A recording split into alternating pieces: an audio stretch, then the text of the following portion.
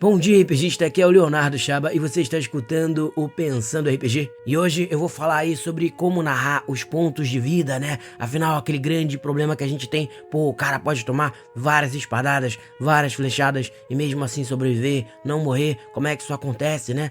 É completamente fora da realidade você imaginar o cara levando 50 flechadas e ainda de pé. Então esse é um problema que muita gente encontra quando vai jogar RPG, especialmente os RPGs como Dungeons & Dragons, né? Ou como Tormenta e tal, que tem esse sistema de pontos de vida que parece não ser realista, né? E o que eu quero mostrar pra vocês é que, pelo menos no D&D, você pode aplicar isso pros outros RPGs também. A partir ali, acho que da 4ª edição, esse problema foi resolvido e na realidade é realista e eu vou mostrar como é realista para vocês e como vocês podem narrar isso de uma forma que vai ficar muito legal. Então eu vou falar sobre como narrar os pontos de vida e também sobre como narrar às vezes algumas ações de cura. Eu já fiz 2 artigos sobre isso, já falei sobre isso algumas vezes, mas eu tô fazendo essa recapitulação de alguns desses conceitos importantes para que vocês possam usar e possam melhorar o RPG de vocês, beleza? Lembrando que essa semana também vai sair outro podcast aí de perguntas e respostas. Vocês podem participar nos comentários do YouTube, nos comentários lá do site, que eu não tava vendo, que a galera tava comentando, tava até meio bolado, mas na verdade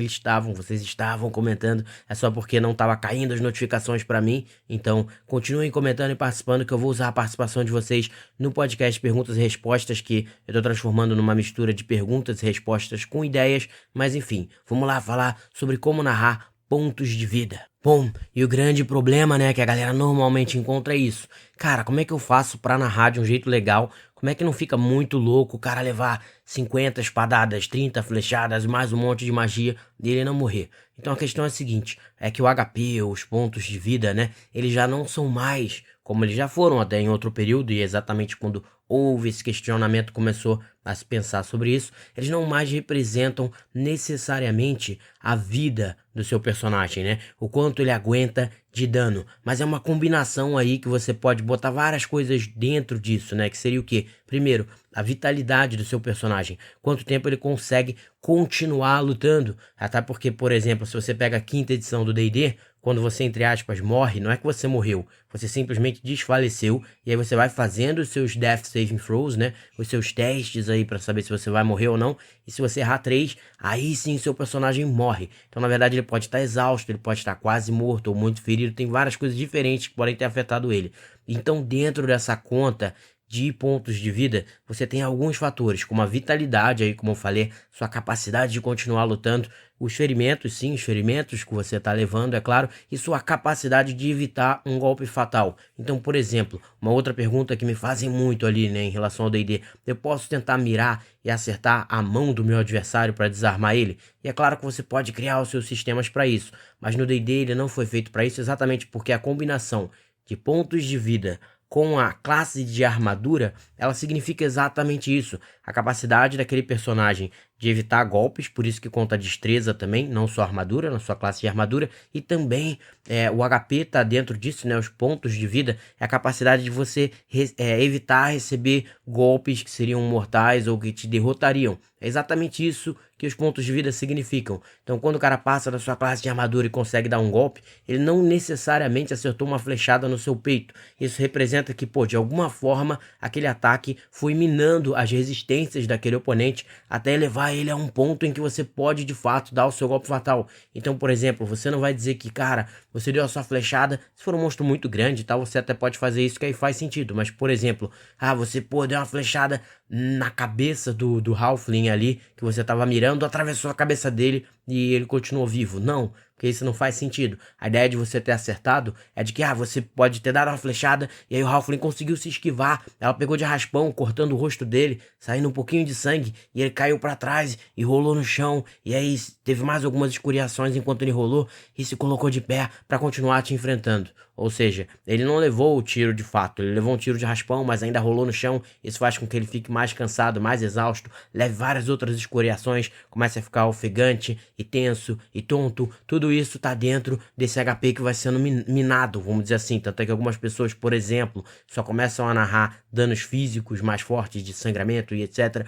quando o adversário ou você chega a 50% do seu HP, metade do seu HP, aí que essas pessoas começam a narrar danos mais físicos, etc. Mas você não precisa fazer isso. O que eu tô querendo dizer é exatamente isso. É uma condição de o quanto esse cara é experiente e consegue evitar golpes mortais. E o quanto esse cara consegue continuar lutando, a vitalidade dele para continuar lutando. E veja como isso aí passa a fazer muito sentido dentro da ideia de que o personagem vai ganhando pontos de vida conforme ele vai ganhando níveis. Não significa que ele vai se tornando imortal e podendo receber um monte de pancada. Não. Isso significa justamente que aquela pessoa tem uma noção de batalha melhor para conseguir lutar por mais tempo sem se exaurir e para conseguir ao mesmo tempo também, né, tá mais calejado, tem mais preparo físico, vamos dizer assim, e ao mesmo tempo também uma pessoa mais experiente que consegue por isso evitar os golpes mortais. É o cavaleiro que tá ali lutando, então o cara acerta a espadada nele, mas no último momento ele consegue desviar um pouco com o escudo aquela espadada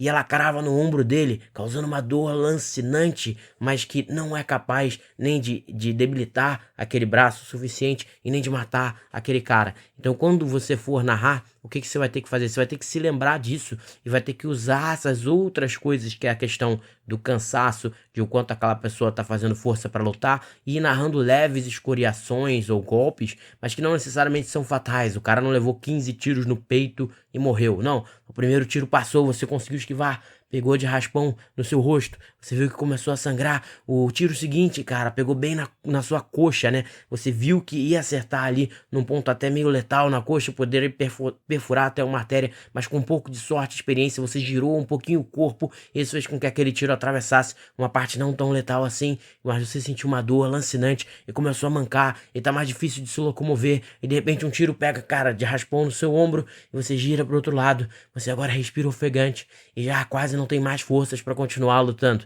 É assim que você vai narrar para alguma pessoa? Ou se for um monstro, por exemplo, você viu um ogro, você partiu na direção do ogro, cara, com a sua espada, e aí você, pô, veio pra cortar ele ao meio, né, dando aquela espadada, mas ele conseguiu girar com a mão esquerda, ele bateu na sua mão, e a sua espada girou um pouco, e aí acabou pegando só assim, em cheio até na coxa, né, fazendo um grande rasgo na coxa dele, e começou a sair sangue. Você viu que ele sentiu bastante dor, mas continua, ele se mostra, né, ainda capaz de continuar lutando, né. E aí um outro exemplo, no meu livro mesmo de fantasia que eu escrevi baseado no meu RPG, tem uma cena em que o druida usa, né, Thunder Wave, e o choque de trovão faz com que um dos goblins que ele acertou caia. E aí eu narro que ele caiu do alto do muro e caiu de costas no chão e sentiu uma dor incrível nas costas, num baque absurdo, né? Então ele sentiu um impacto muito forte nas costas, sentindo muita dor, mas mesmo assim ele sentia, ele sabia que ele podia continuar lutando. Ou seja, ele tomou aquele impacto nas costas, mas ele vai continuar lutando. E aí o que vai acontecer? Quando finalmente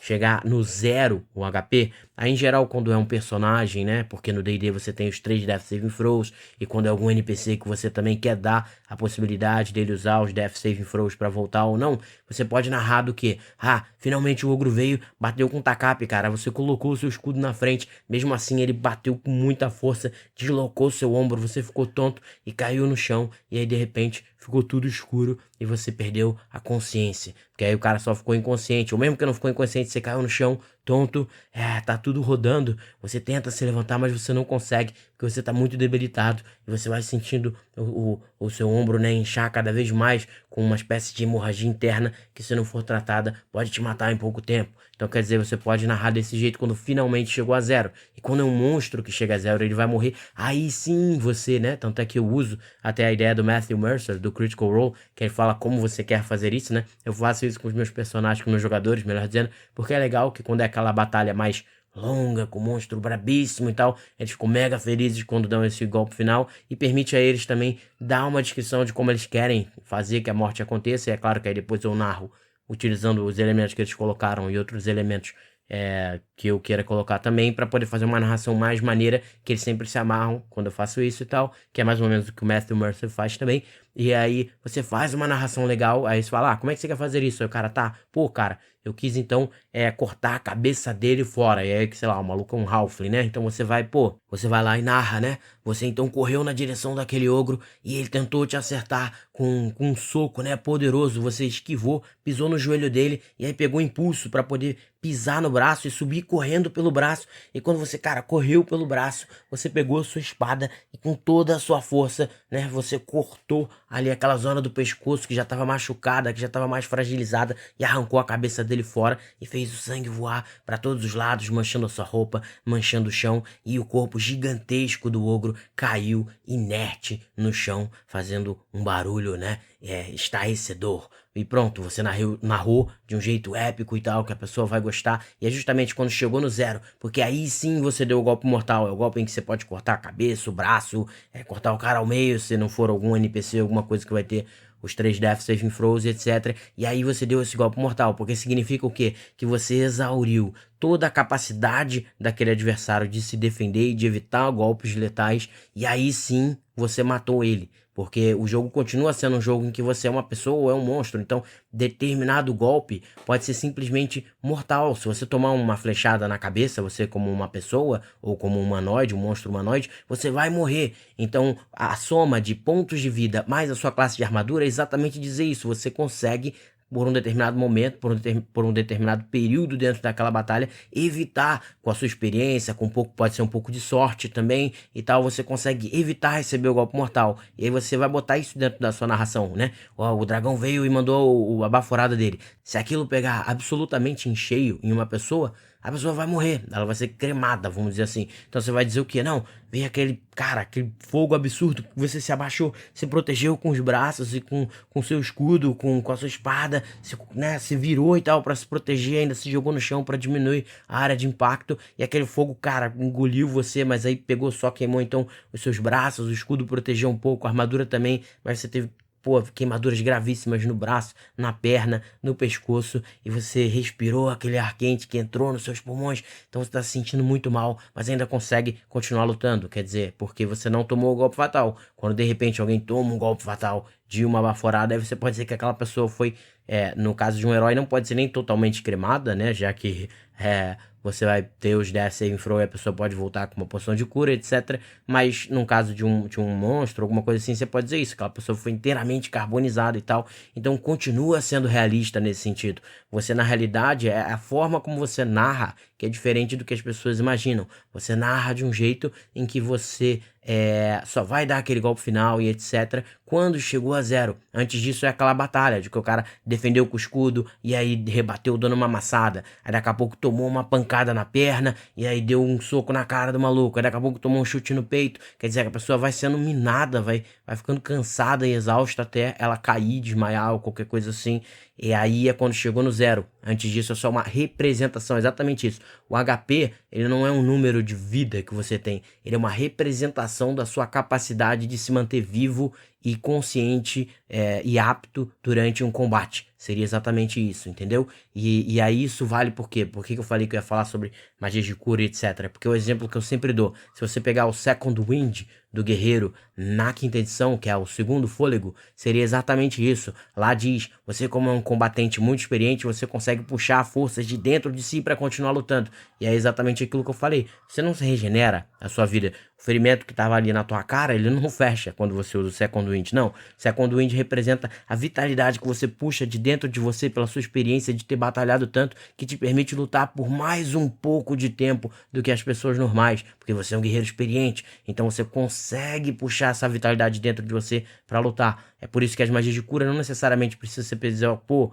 cara usou a magia e curou um buracão na sua barriga. Até porque não, se você for ver, por exemplo, aí faria sentido então que se o cara cortou minha mão fora, o meu Cure Wounds, né, meu curar ferimentos, teria que fazer a mão voltar. Não, o que volta a mão é a magia de regeneração, porque a cura, ela cura alguns ferimentos, leves ferimentos, né, por isso consegue fechar alguns ferimentos magicamente, etc. Então fecha de fato, porque é magia, mas ao mesmo tempo ela também, você vai poder narrar que ela imbui, bota dentro daquela pessoa de volta, ela renova também a vitalidade, a pessoa se sente melhor, ela se sente mais acordada, ela sente que ela tem mais vitalidade para continuar lutando. Isso também tem que estar dentro da narração de cura, não à toa o Second Wind, que é uma habilidade de cura do guerreiro, literalmente a descrição é essa, ele recupera a vitalidade dele de combate e não regenera a parte do corpo que foram machucadas magicamente. Não, é um último respiro que ele dá para continuar lutando, entendeu? Então isso é uma coisa que eu queria colocar para vocês, que muita gente pergunta, deu para trabalhar então muitas coisas maneiras em relação a isso. Espero que vocês tenham gostado e até o nosso próximo episódio.